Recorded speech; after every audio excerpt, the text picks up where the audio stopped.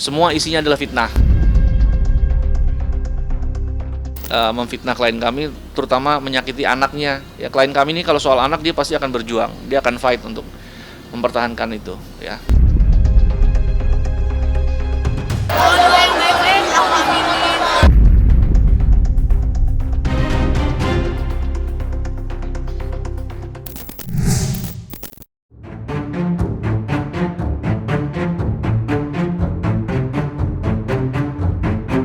Kabar tak menyenangkan kembali dialami artis Sarwendah. Bagaimana tidak, belum kering air matanya lantaran berpulangnya ayahanda tercintanya, Sarwendah kembali dihantam luka yang tak kalah pedihnya atas ulah netizen yang memfitnah putri sulungnya, Thalia Putri Onsu, sebagai anak haram. Melalui laman media sosialnya, Sarwendah mencurahkan kekesalannya atas akun yang sudah menyebar fitnah mengenai anak sulung tersebut. Saya jelaskan bahwa saya tidak mengenal sosok yang Anda tulis. Anak saya Thalia jelas hasil bayi tabung saya di Dr. Ari Poem dan di RS Morula, bisa dicek langsung.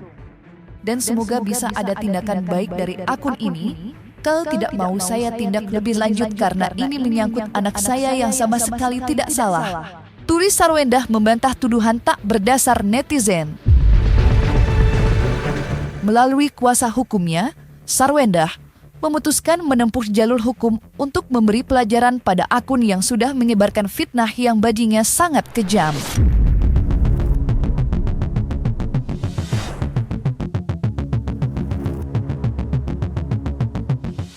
Semua isinya adalah fitnah.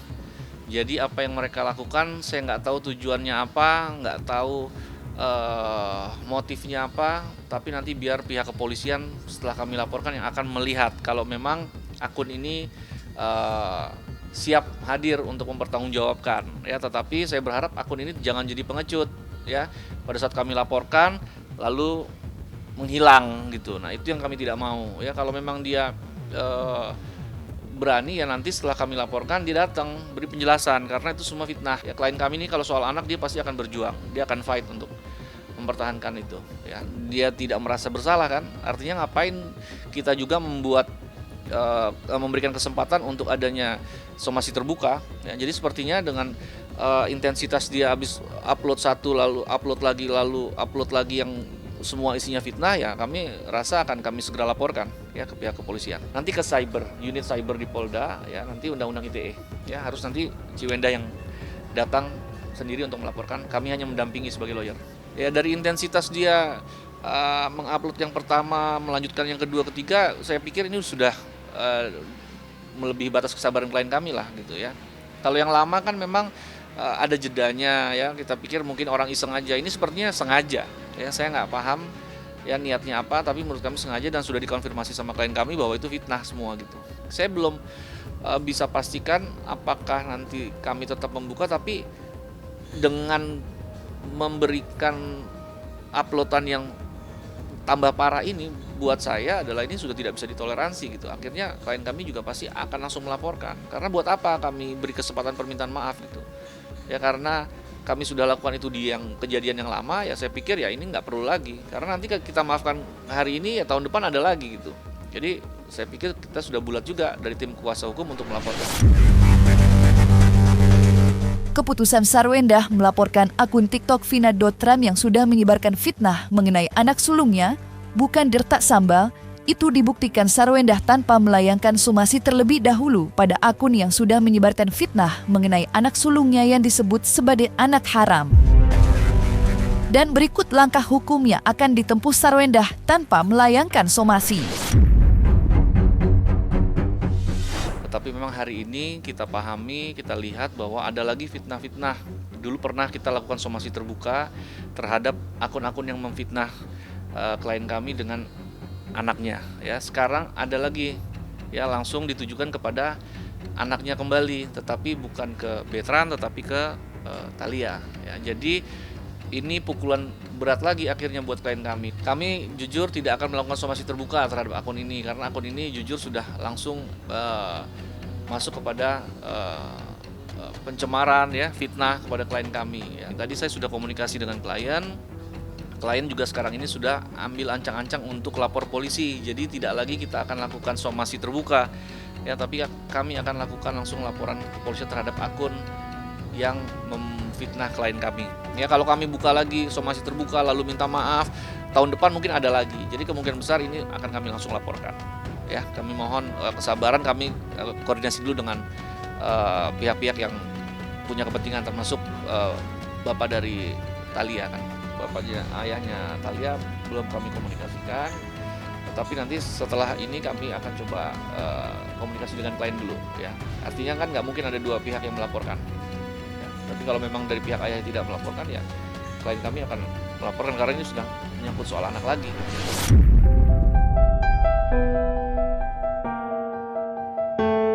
Sarwenda sesungguhnya masih berduka atas berpulangnya ayah tercintanya, Hendrik Lo, dalam usia 63 tahun. Sebagai seorang ayah, Hendrik begitu dekat baik dengan Sarwenda maupun dengan cucunya. Dan berikut curahan hati Sarwenda atas kesedihan yang dialaminya. Di kondisi saya yang masih kurang stabil ini karena kepergian papi saya, ditambah saya masih harus langsung profesional menjalani kerjaan dan masih dituduh tidak merawat anak, dan untungnya anak dan keluarga saya tetap meyakinkan dan mensupport saya. Di tengah kondisi saya pun yang tidur masih selalu terbangun-bangun, masih ditambah berita begini lagi kah? Turis Sarwenda mencurahkan kesedihan hatinya.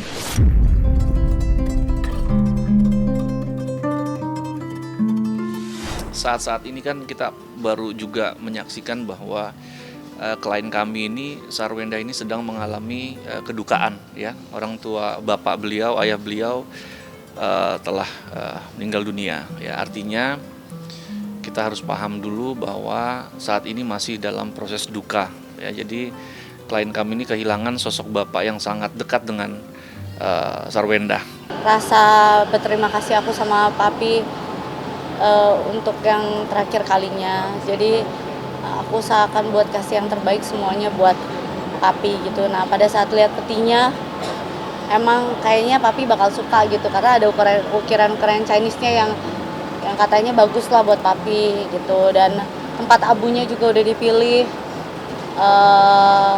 yang papi suka lah. Aku udah sampai nggak bisa ngeluarin air mata lagi, saking tadi kagetnya juga, karena menurutku kemarin masih sehat-sehat aja. Yang paling terpukul jujur Cici Thalia, karena Cici Thalia kan tiap hari juga diteleponin Yeye.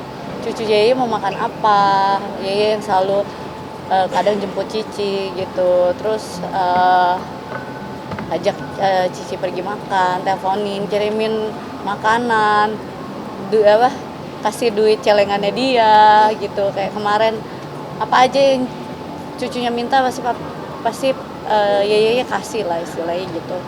Jadi dia terpukul banget, dan dia tahu Yeyenya yang sering kasih dia duit di celengannya dia kan. Jadi dari kemarin dia lipetin duit terus, karena dia bilang supaya Yeyenya juga banyak duit.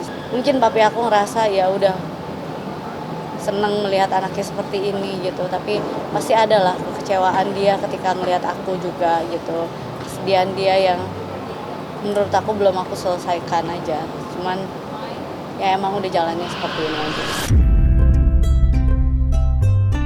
Kehidupan Sarwenda memang berliku.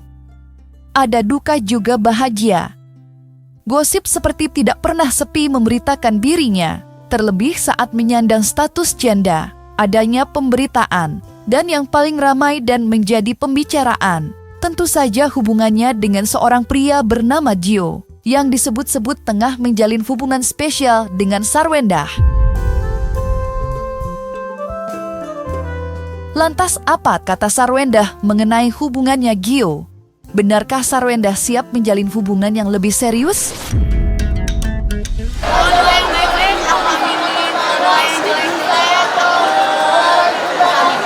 Kalau didoain yang baik-baik ya udah gitu. Kan kalau misalnya netizen sama aku kan kadang didoain, kadang dikatain, ya kan? Sampai bingung aku. Ya kita ada komunikasi. Selain bisnis, olahraga, bisnis, daily life ya, kehidupan. Jadi tukar pikiran aja lah. Jadi kayak ya banyak lah macam-macam. Ada jadi teman cerita nggak sih ini kawinnya? Ya bisa begitu. Baik, orangnya kerja keras. Diajak ngobrol juga pintar. Tipikal cici banget ya Kita cowoknya. cici banget gak sih?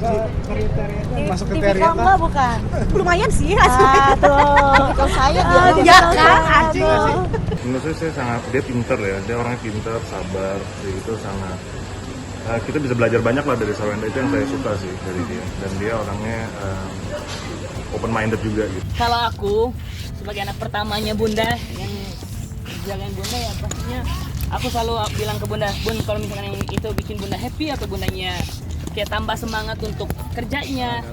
Karena kan menurut aku, karena emang aku lihatnya setiap Bunda kerja sama siapa pasti netizen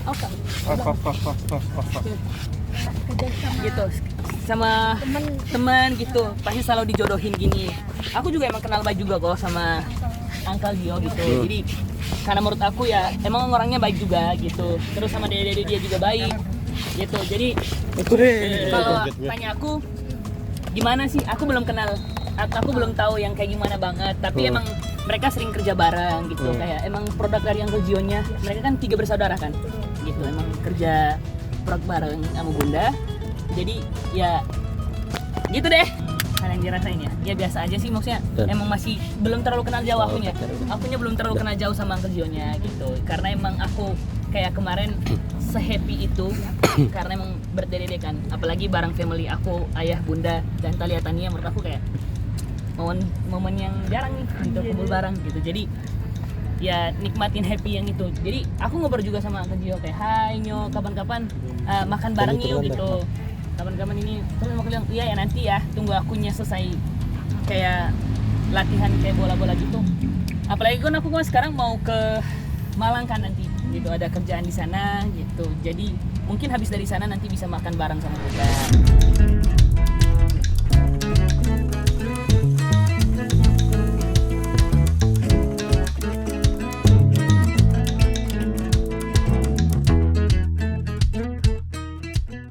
Nah, selesai sudah, Cumi Lovers. Jangan lupa untuk like, subscribe, dan juga share channel YouTube Cumi Cumi.